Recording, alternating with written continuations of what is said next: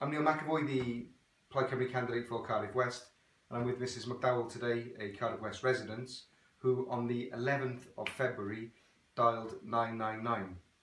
Her son had fallen down the stairs and impaled himself through his eyeball socket on a radiator. There was lots of blood.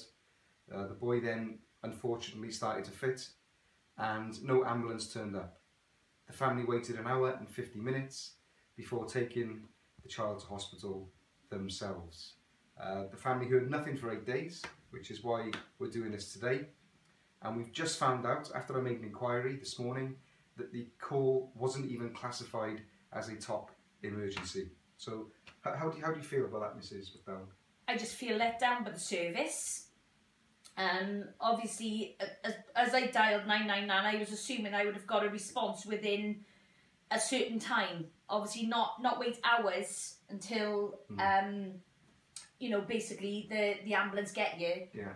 I would have thought the ambulance would have been here sooner than what. Yeah. How did you feel this morning when they said over the phone, and we were both listening to it on speakerphone, that it wasn't an emergency, it wasn't a red one? Yeah. What do you think? Not happy at all. I want to know why it wasn't a code prioritised as a red alert. I don't mess about the ambulance service. I only dial it only for something that's severe. Yeah.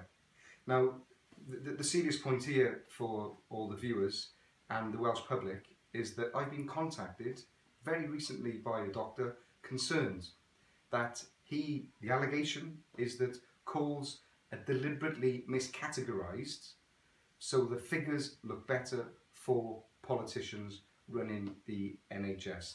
That's the allegation. We're putting a complaint in today to the ambulance service, and I'm writing to the Health Minister, and what we both want, what we all want, are answers, correct? Yeah? Yes, yeah, definitely. Okay, and that's what we're going to get.